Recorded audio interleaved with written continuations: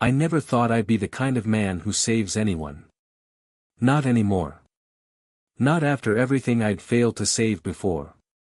But that night, that rain-soaked, God-forsaken night in West Philadelphia, I heard a voice that cut through every excuse I'd built around my heart.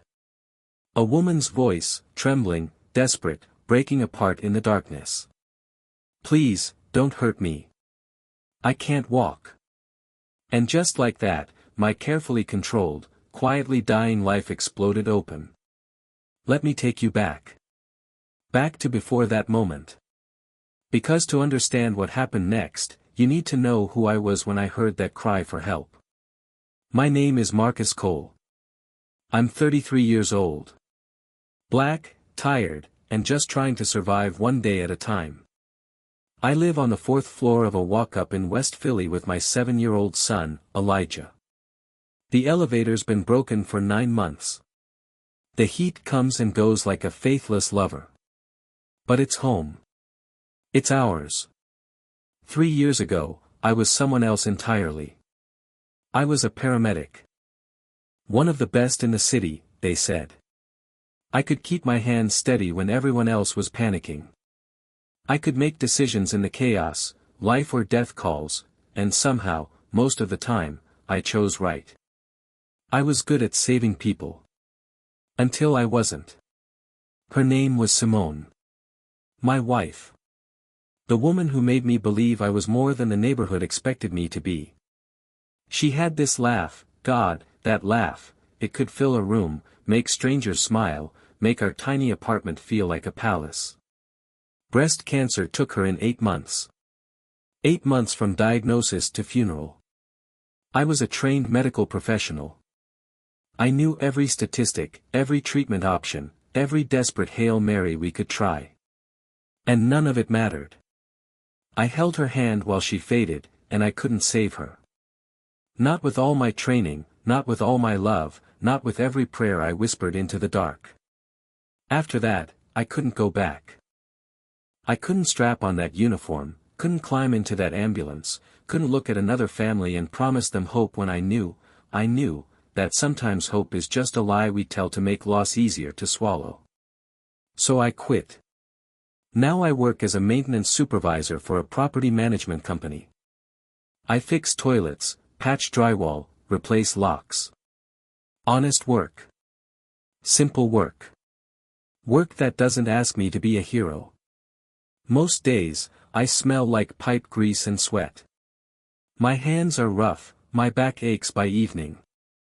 But Elijah has clean clothes, hot meals, and a father who shows up. That's enough. It has to be enough. Elijah is my reason for breathing.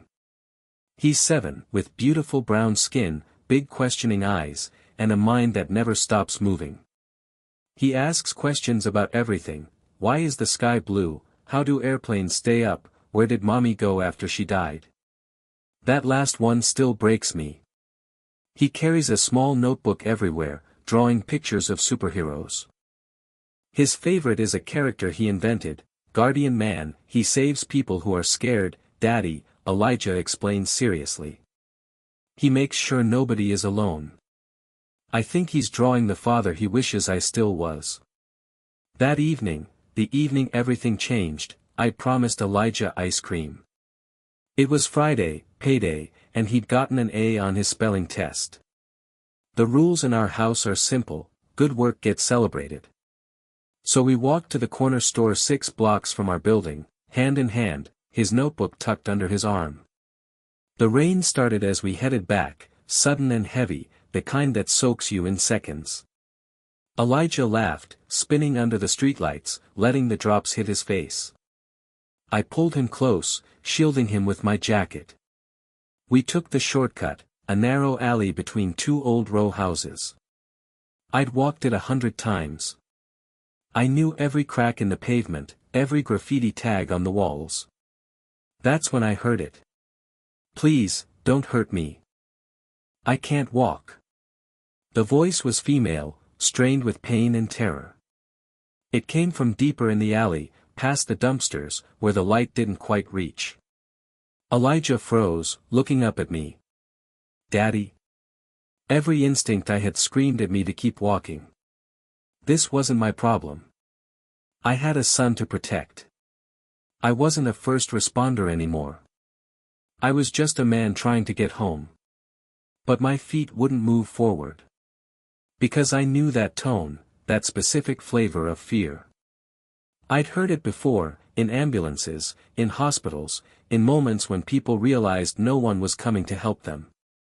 Stay right here, I told Elijah, kneeling to his level. Don't move. I mean it. His eyes were wide, scared. What if something happens to you? I cupped his face. Nothing's going to happen. I'm just going to check.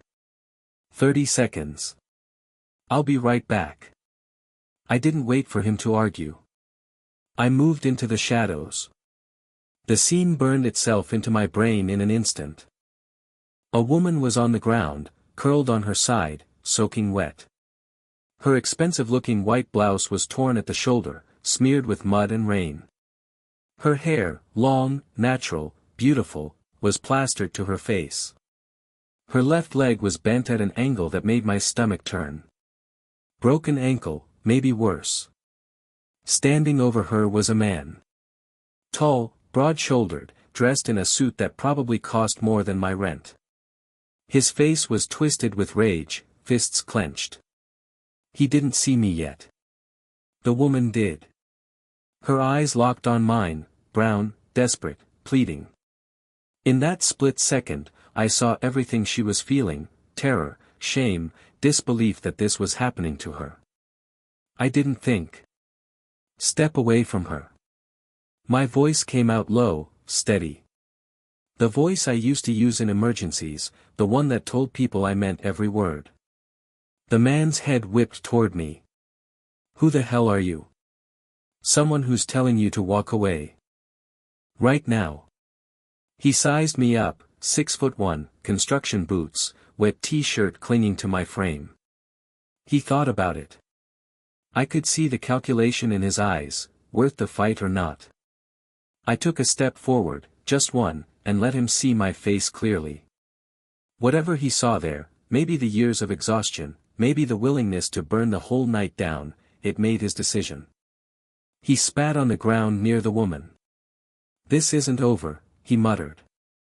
Then he turned and walked out the other end of the alley, disappearing into the rain. I waited until I couldn't hear his footsteps anymore. Then I knelt beside her. Are you hurt anywhere else? I asked, my voice softer now. She stared at me, breathing hard, trembling. I don't, my ankle.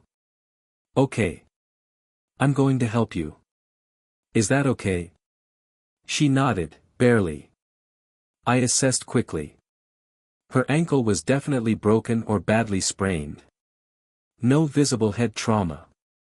Shock setting in. She needed medical attention, but moving her would be risky.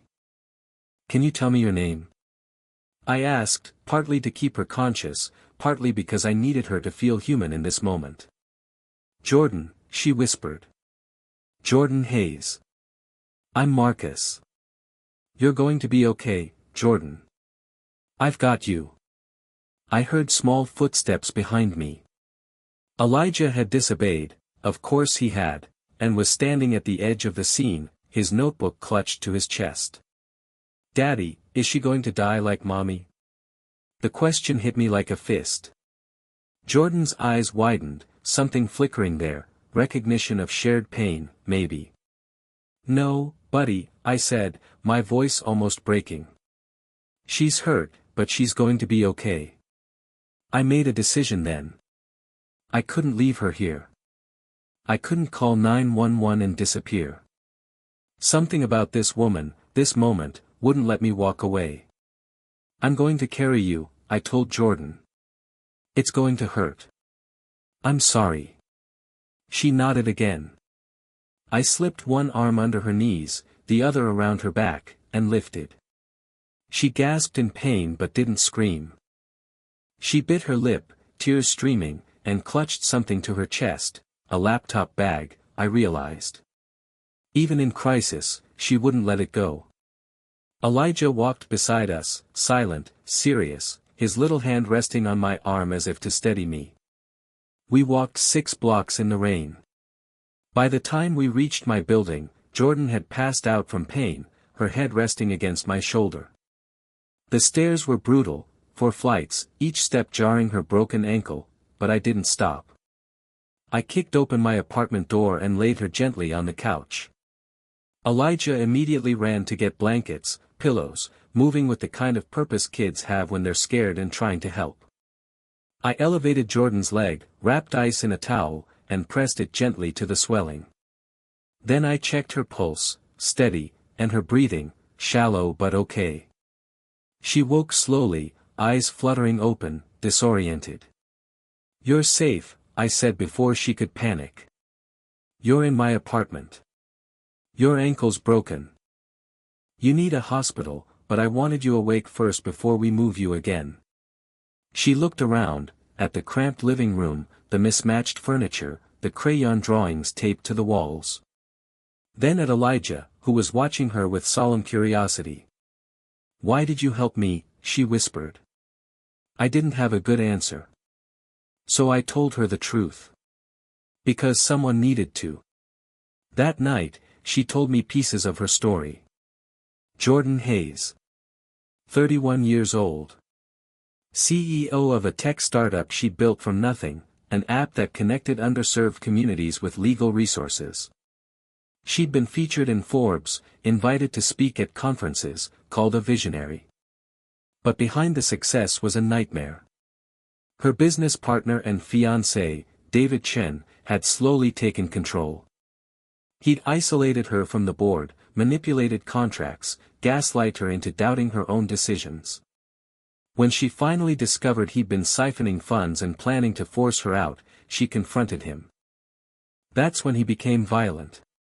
She'd grabbed the laptop with all the evidence and run. He'd chased her into that alley. "I built that company," she said, staring at the ceiling, her voice hollow. "I sacrificed everything for it. And he was going to take it and destroy me in the process." I didn't know what to say. My problems were small: broken heat, overdue bills, a dead wife I couldn't save. Hers were sharp, legal, dangerous. "You should go to the police," I offered. She laughed bitterly. "With what proof that doesn't live on that laptop? And even if I do, you think they'll believe me over him? He's connected, Marcus. He has lawyers, investors, power. And you don't." She looked at me, really looked. I thought I did.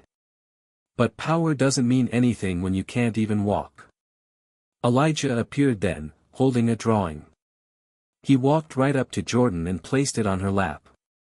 "I made this for you," he said. It was a picture of 3 people, a tall man, a small boy, and a woman with a crown on her head. They were holding hands. "That's you," Elijah said, pointing at the woman. "You're a queen. Queens are strong." Jordan's face crumpled. Tears spilled over, and she covered her mouth, trying to hold them back. "Thank you, sweetheart," she managed. Elijah nodded, satisfied, and wandered back to his room. Jordan wiped her eyes. "I'm sorry. I don't usually. I'm not usually like this." "Like what?" "Weak." I sat down in the chair across from her. "You're not weak. You're hurt. There's a difference." She shook her head. "I've spent my whole life proving I'm strong enough, smart enough, tough enough. And now look at me." "I am looking at you," I said. "And I see someone who had the guts to run, to fight back, to survive. That's not weakness." She didn't respond, but something in her expression softened. Over the next week, Jordan stayed. I know how that sounds. A strange woman, broken and running, staying in my apartment with my son. But here's the thing, I didn't see a CEO or a tech genius or a woman with secrets. I saw someone who needed help. And for the first time in 3 years, I had the chance to save someone. Maybe I needed that more than she did. I set up a cot for her in the living room. I made sure she had pain meds, ice, food. Elijah brought her drawings every morning, updating his superhero story with new characters. One of them was now a queen who fought bad guys with computers. Jordan, despite everything, started to smile. She'd watch me fix breakfast, scrambled eggs, toast, nothing fancy, and shake her head. You know, she said one morning, I used to have a chef. Someone who meal prepped everything, perfectly balanced macros. I flipped an egg, unimpressed. How'd that taste? She paused. Honestly? I don't remember. I was always eating in meetings. Then this will be an upgrade. She laughed. Actually laughed. And I realized I hadn't heard that sound in my apartment in years. Slowly, carefully, Jordan started to heal. Not just her ankle, though that was improving with rest and a makeshift brace I'd fashioned from medical supplies I still had from my paramedic days, but something deeper. She started asking questions. About me, about Elijah, about our life. Why did you quit being a paramedic? She asked one evening while I was washing dishes. I didn't turn around. Long story. I've got time. I sighed, setting down the sponge. My wife died. Cancer. I was supposed to be able to save people, and I couldn't save her. Couldn't even slow it down. So I walked away. That must be hard, she said quietly. Carrying that. Everyone carries something. Yeah, she agreed. I guess they do. There was a silence, but it wasn't uncomfortable. It was the kind of silence people share when they recognize each other's scars. You know what's strange? Jordan said after a while. I spent years in boardrooms, surrounded by people, and I always felt alone. But here, in this tiny apartment with a man I barely know and a kid who thinks I'm a queen. I don't. I finally turned to look at her. Good. You shouldn't feel alone. Her eyes met mine, and something passed between us. Not romance, not yet. Just recognition. Two broken people seeing each other clearly. But the world doesn't let you hide forever. On the 8th day, they found her. I came home from work to find two black SUVs parked outside my building. Men in suits standing by the entrance. My stomach dropped. I texted Jordan, don't come to the door. Stay inside. But when I got upstairs, they were already there. David Chen stood in my hallway, flanked by two lawyers and a man who was clearly private security. Marcus Cole, one of the lawyers said, holding up a phone with my building records on screen. We're here for Jordan Hayes. We know she's inside. She's not, I lied. David stepped forward, smug, composed. Marcus, is it? Look, I don't know what Jordan told you, but she's sick. Mentally unwell. We're just trying to get her help. I stared at him. Sick. Yes. She's been under a lot of stress. Made some accusations that aren't true. We just want to bring her somewhere safe. I'd heard enough bullshit in my life to recognize it. Get out of my hallway. We have a legal right, you have the right to get the hell out before I call the cops for harassment. David's smile tightened. You have no idea what you're involved in. This woman is dangerous. She stole proprietary information. The apartment door opened. Jordan stood there, leaning on a crutch I'd made from a broom handle. Her face was calm, composed. The CEO was back. Hello, David. He blinked, surprised she'd appeared. Jordan. We need to talk. No, she said simply. We don't. You have company property, I have evidence of fraud, embezzlement, and assault. And I've already sent copies to 3 lawyers, the board, and a journalist I trust. She held up her phone. So unless you want this to become very public, very quickly, I suggest you leave. The lawyers exchanged glances. David's jaw clenched. You're making a mistake, he said. No, Jordan replied. I already made the mistake. Trusting you was the mistake. This is me fixing it. For a moment, I thought he'd push. But then he turned, motioning for his people to follow. This isn't over, he said as he walked away. Yes, Jordan called after him. It is. When they were gone, she sagged against the doorframe. I caught her, steadying her. You okay? She nodded, but her hands were shaking. I need to leave, Marcus. I can't bring this to your door. Where are you going to go? I don't know. A hotel. Somewhere far from here. I'll figure it out. Or, I said carefully, you stay. And we figure it out together. She looked at me like I was crazy. You don't owe me anything. I know. But you don't owe the world your suffering either. Elijah appeared then, peeking around the corner. Is the bad man gone? Jordan knelt, awkwardly, painfully, and met his eyes. Yeah, sweetheart. He's gone. Good, Elijah said. Because Guardian Man doesn't let bad guys win. She smiled, tears brimming. No. I guess he doesn't.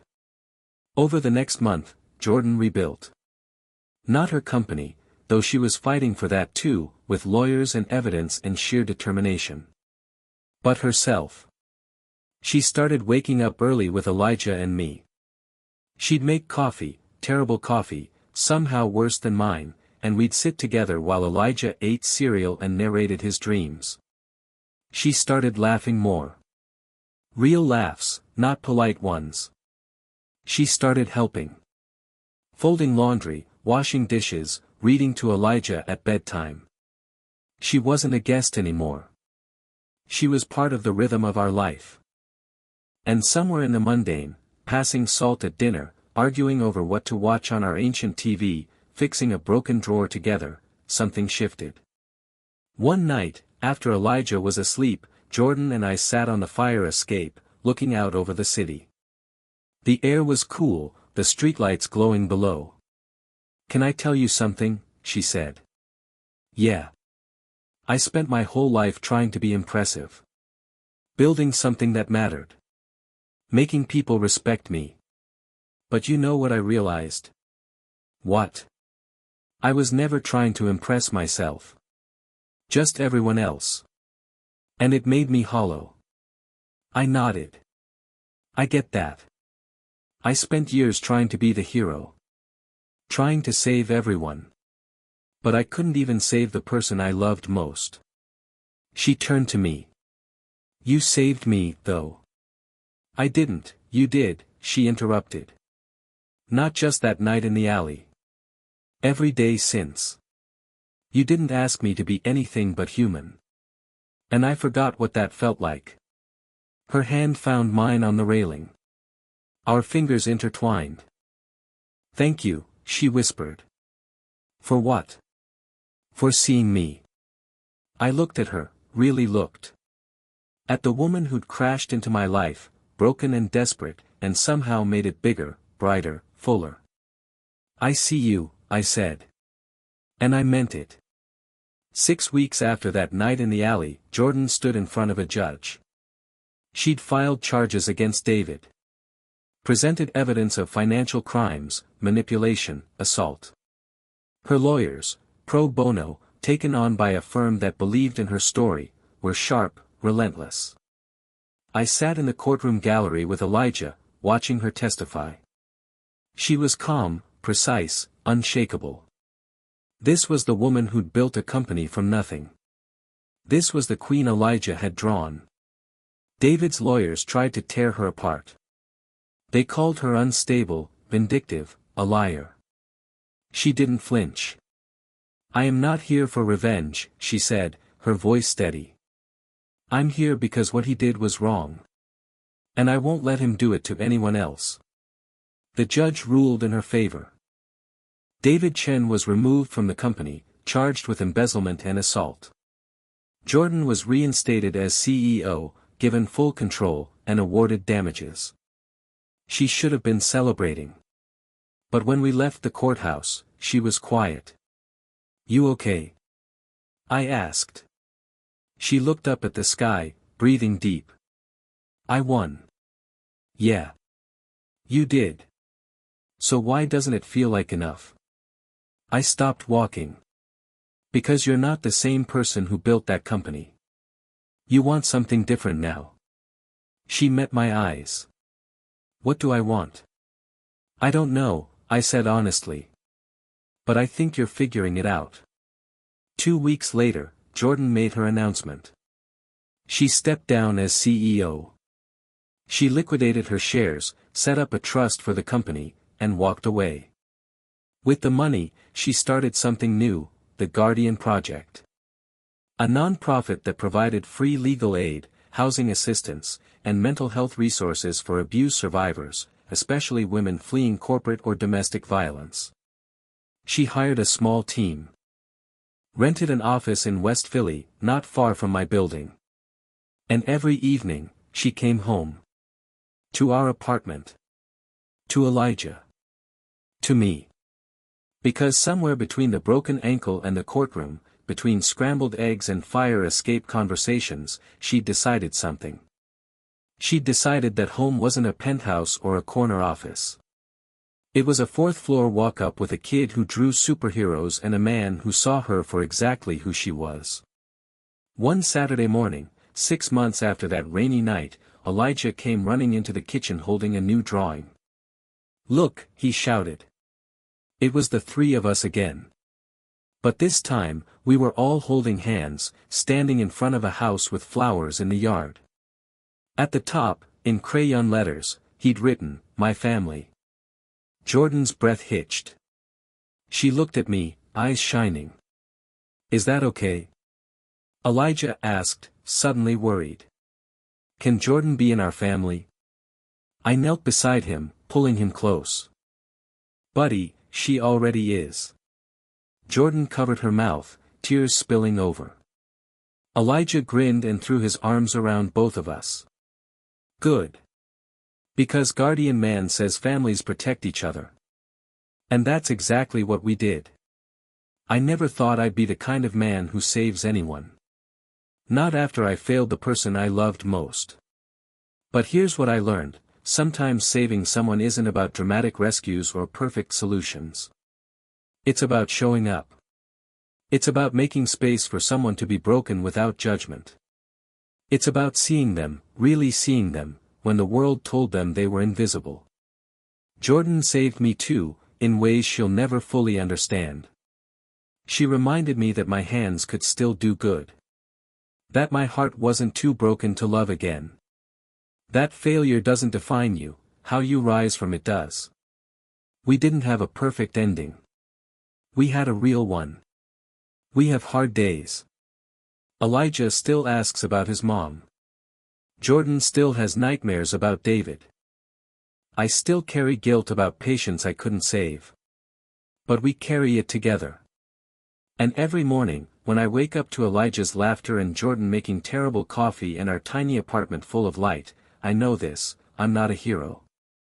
I'm just a man. But sometimes, that's exactly enough. Because real strength isn't about never falling. It's about who you choose to stand back up with. And I choose them. Every single day.